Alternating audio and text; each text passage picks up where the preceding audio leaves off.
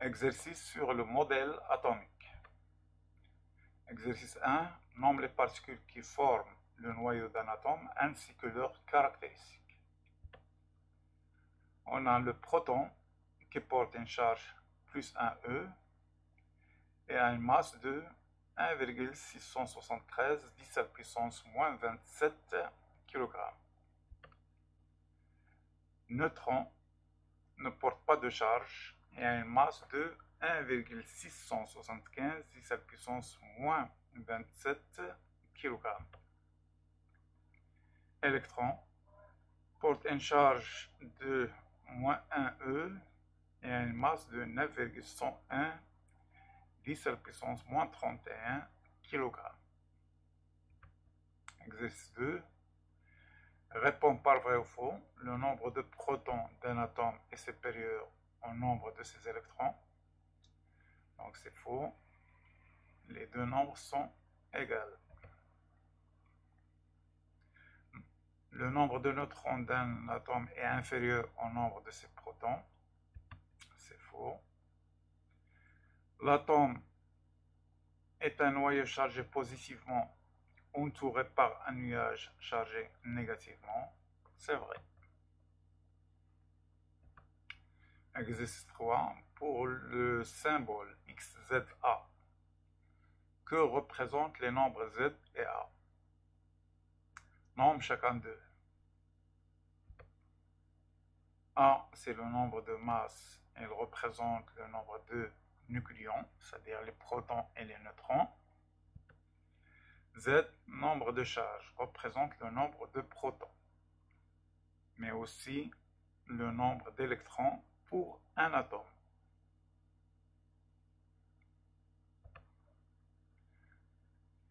Exercice 4. On considère l'atome de chlore dont le symbole nucléaire est Cl1735. Détermine la composition de cet atome. Donc 17, on a dit qu'il représente les électrons et les protons. Le A, c'est le nombre de nucléons, c'est-à-dire la somme des protons et des neutrons. Si on retranche le nombre de protons, on trouve le nombre de neutrons.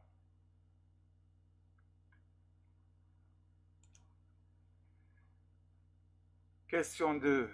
Calcule la masse des noyaux de cet atome.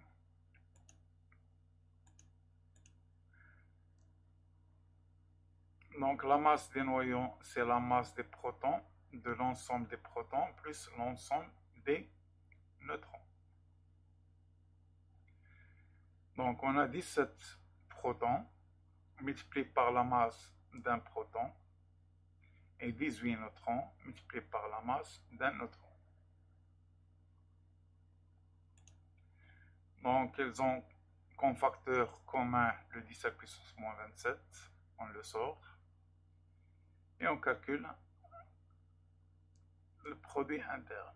Donc ça nous fait 5,86 10 à la puissance moins 26 kg. Question 3. Calcule la masse des électrons de cet atome. Donc on a 17 électrons fois la masse d'un électron, ça nous fait 154 717 10 à la puissance moins 31 ou 1,55. Donc on a fait une majoration au niveau du 4. Donc le chiffre après le 4 c'est 7, donc on ajoute 1 au 4. Donc ça nous donne 1,55. On a déplacé la virgule de 2 chiffres vers l'avant. Donc on retranche 2. Donc il nous reste moins 29. Calcule la masse de cet atome. Donc la masse de l'atome, bien sûr, c'est la masse des noyaux plus la masse des électrons.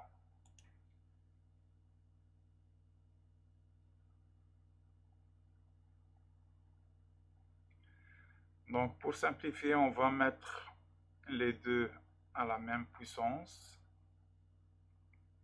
17 puissance moins 26. Donc, on a 0,00146.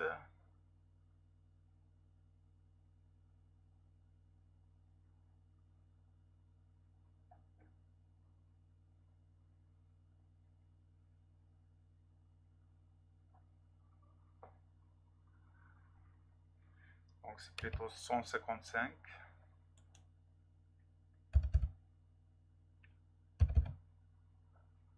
C'est ça, on est corrigé en haut, en bas.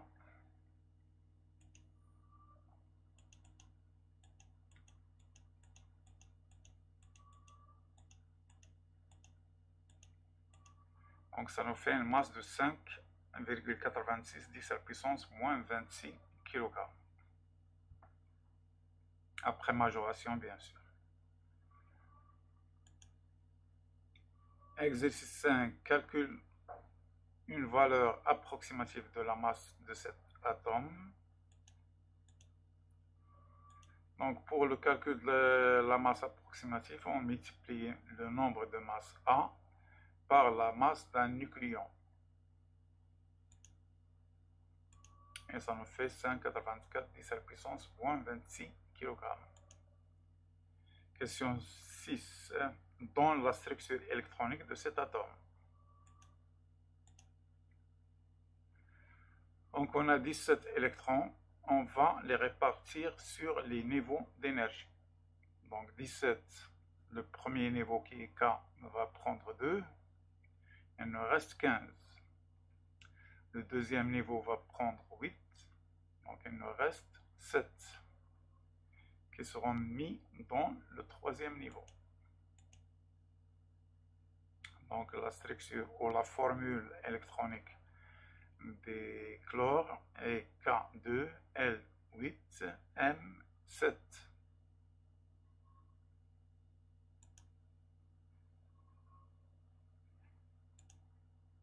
Exercice 5. Dans l'ordre de grandeur des dimensions de l'atome ainsi que de son noyau. Donc un atome a pour ordre de grandeur 1 nanomètre, ou plutôt 10 nanomètres, et le noyau 1 FM 10 à la puissance moins 15 mètres. Exercice 6. L'atome de bord B510. Quel est le nombre de protons? Bon, on vient de voir un exercice similaire. Donc le nombre de protons c'est 5. Le nombre de neutrons c'est 10 moins 5. Quel nombre permet le calcul de la masse de l'atome? Bien sûr, c'est le nombre de masses.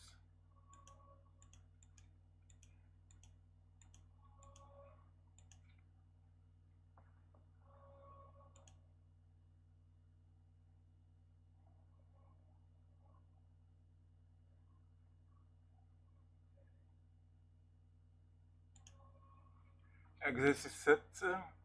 Par quoi caractérise-t-on un élément chimique? Donc l'élément chimique est caractérisé par son numéro atomique ou son nombre de charges. Exercice 8. Quelle est la différence entre deux isotopes d'un même élément chimique? Elles diffèrent par leur nombre de neutrons ou par leur nombre de masses. Nomme les éléments suivants. Donc B c'est le bore, Li c'est le lithium, là c'est l'or. Donc il faut chercher son nom latin. Cuivre, fluor, calcium.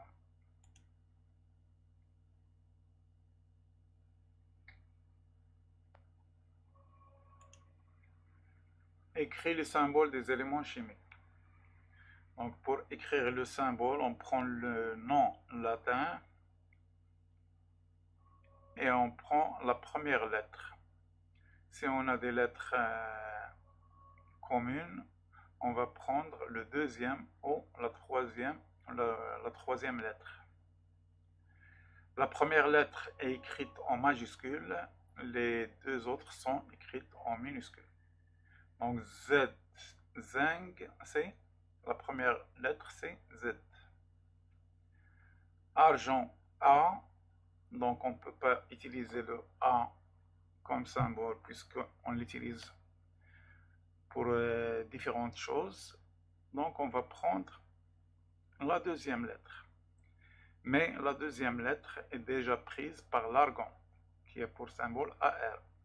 Donc on prend la troisième lettre, donc c'est AG. Brom, B, on l'a vu sur l'exercice précédent, est prise par le bord. Donc on ajoute la deuxième lettre, ce qui nous donne comme symbole BR. H, c'est pour l'hydrogène, donc on ajoute la deuxième lettre. L'azote, c'est pas le nom latin. Le nom latin, c'est le nitrogène, donc on prend la première lettre qui est le N. L'iode, on prend la première lettre qui est I.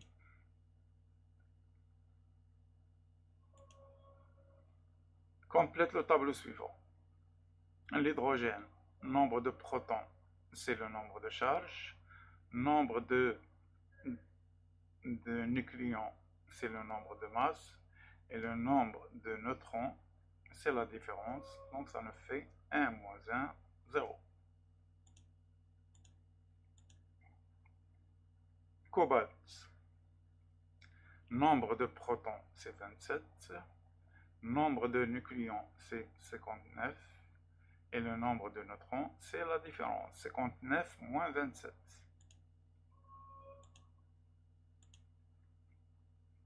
Le nickel, nombre de protons, 28. Nombre de nucléons, 58. Nombre de neutrons, c'est 58 moins 28.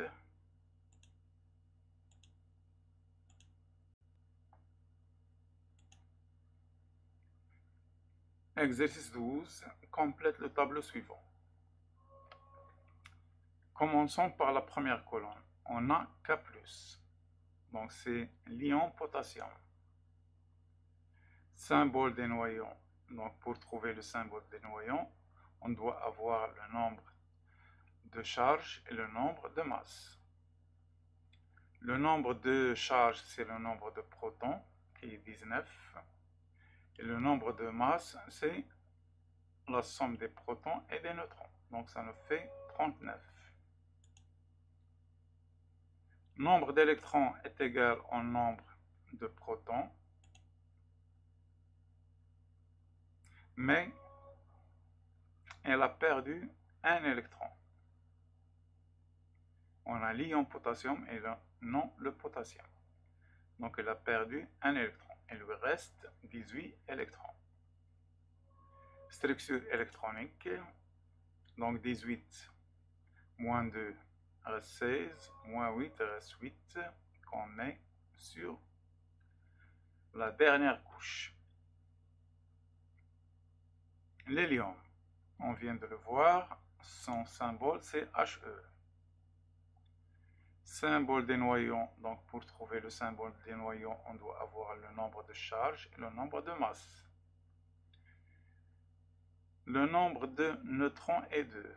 La structure électronique est K2, donc il a 2 électrons, par conséquent il a 2 protons.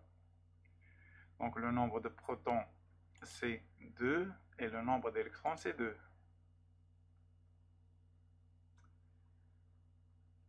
Elle ne porte pas de charge électrique et le symbole des noyaux c'est nombre de charges plus le nombre de masses. Elle ne porte pas de charge, donc sa charge est nulle. Carbone, c'est la même chose, on va utiliser la même technique.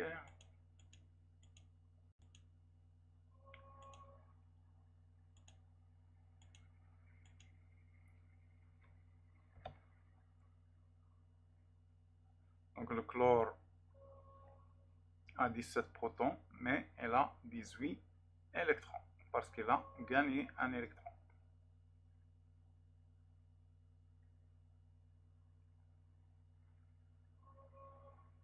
Donc on voit que l'ion chlore et l'ion potassium et l'hélium ont des couches externes saturées.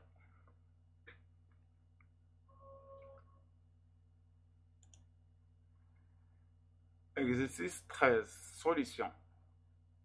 L'atome de fer caractérisé par Z est égal à 26 et A est égal à 56. Calcule la masse approximative de l'atome de fer. Donc, masse approximative, on multiplie A par la masse de nucléon.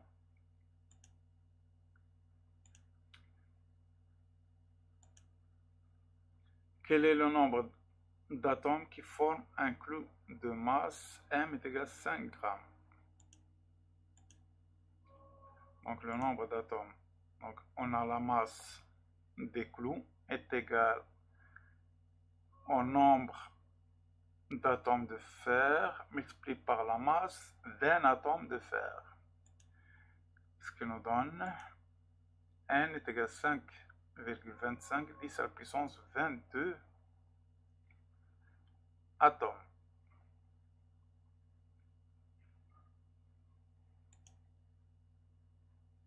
Exercice 14. La charge des noyaux d'un atome est 20,8 10 à la puissance moins 19 coulombs. Et sa masse vaut 45,9 10 à la puissance moins 27 kg. Quel est le nombre de masses de cet atome? Donc on cherche le A. Donc on sait que la masse de l'atome est égale au nombre de masses multiplié par la masse d'un nucléon. Soit A est égal à MA sur MP. Donc on remplace et on a A est égal à 27. Question 2. Quel est le nombre de nucléons de cet atome?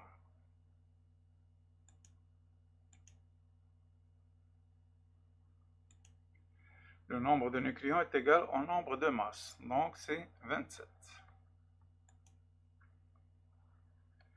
Quel est le nombre de protons, de neutrons et d'électrons de cet atome?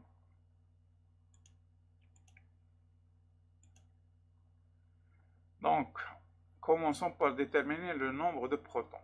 On sait que Q plus est égal à Z fois E, et Z représente le nombre de protons.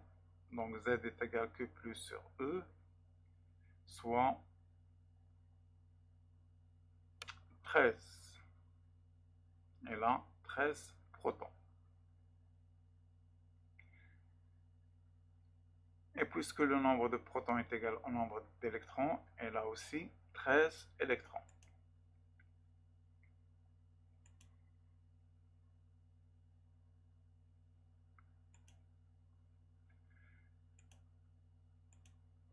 Le nombre de neutrons, on a le nombre de masses et le nombre de charges. Donc le nombre de neutrons, c'est la différence. Donc ça nous fait 27 moins 13, ce qui nous fait 14 neutrons. Dans le node de cet élément ainsi que le symbole de son noyau. Donc comment déterminer l'élément chimique? On a dit que le nombre de charges caractérise l'élément chimique. Donc il suffit de chercher sur le tableau périodique des éléments chimiques et le 13 correspond à l'aluminium.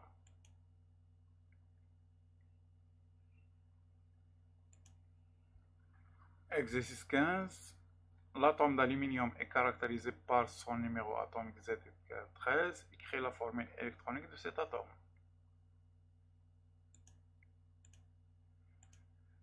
Donc 13 moins 2, il nous reste 11.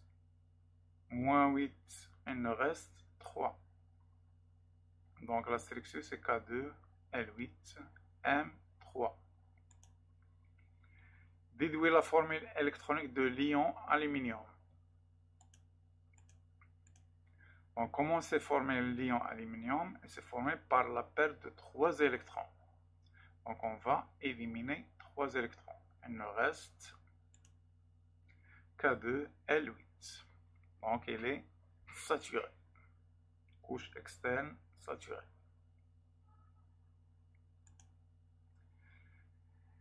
Que peut-on dire de la stabilité de cet ion? Donc je viens de le dire, sa couche énergétique externe est saturée, donc elle est stable.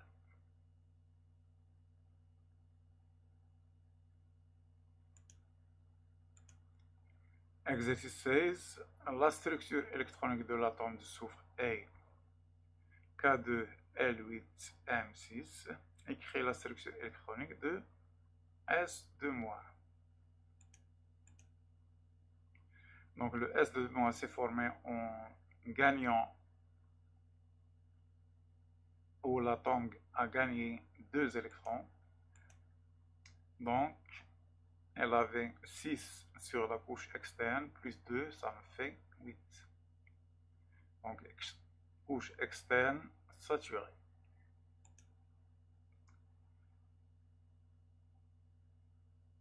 Que caractérise la couche externe de cet atome? La couche externe de cet ion Pluton est saturée. Elle a 8 électrons. Exercice 17. Le potassium est un élément chimique qui a pour numéro atomique 19. Son noyau possède 20 neutrons. Quelle est la valeur de son nombre de masse? Donc le nombre de masse, c'est le nombre de charges plus le nombre de neutrons. Ce qui nous fait 39. Quel est le nombre d'électrons de cet atome? Le nombre d'électrons est égal au nombre de protons. L'ion potassium possède 18 électrons. Quel est le symbole de cet ion? Donc l'ion s'est formé par la perte de 1 électron. Donc l'atome a perdu 1 électron. Donc il va nous donner un cation qui a une charge plus. Donc le symbole c'est K+. Écrit le symbole de son noyau. Le noyau de l'ion est le même que celui de l'atome. Donc il aura pour symbole K1939.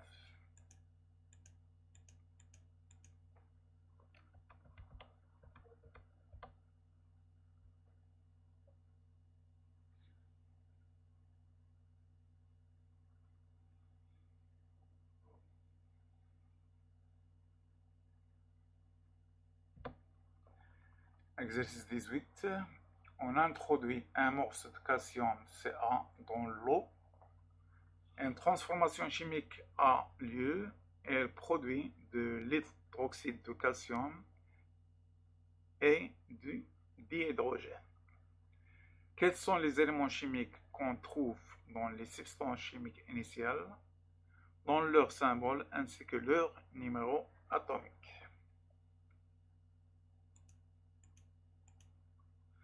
Donc les éléments chimiques qu'on trouve sont le calcium, l'hydrogène et l'oxygène. Bon, les numéros atomiques pour le calcium c'est 20, l'hydrogène c'est 1, l'oxygène c'est 8. L'ion calcium possède 18 électrons. Quelle est sa formule? Donc l'ion calcium a 18 électrons alors que l'atome en a 20. Donc l'ion calcium s'est formé parce que l'atome de calcium a perdu 2 électrons.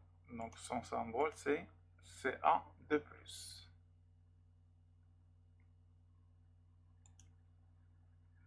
L'hydroxyde de calcium est constitué de l'ion calcium ainsi que de l'ion hydroxyde HO-.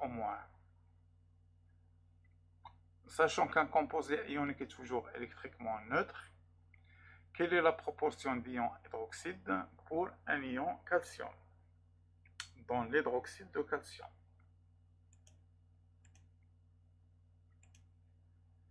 Pour atteindre la neutralité électrique, on a besoin de 2 H au moins pour un CO de plus. Donc on aura 2 charges négatives pour 2 charges positives. Donc la proportion est de 2 pour 1.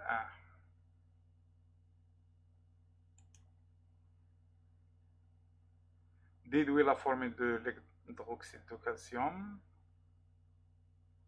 Quels sont les éléments chimiques issus de la transformation chimique? Que peut-on dire?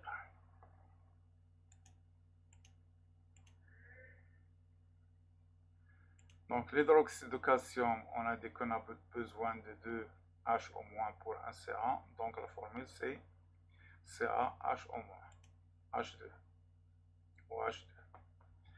Éléments chimiques produits par la réaction chimique sont l'hydrogène, l'oxygène et le calcium. Peut-on prédire ça? Oui, d'après la loi de conservation de l'élément chimique. Les éléments chimiques qu'on trouve sur les réactifs, on les retrouve sur le produit, dans les produits. Donc on parle de conservation de des éléments chimiques. C'est une des principales lois de la chimie. Si on a carbone, calcium, oxygène, hydrogène en réactif, on va trouver la même chose dans les produits.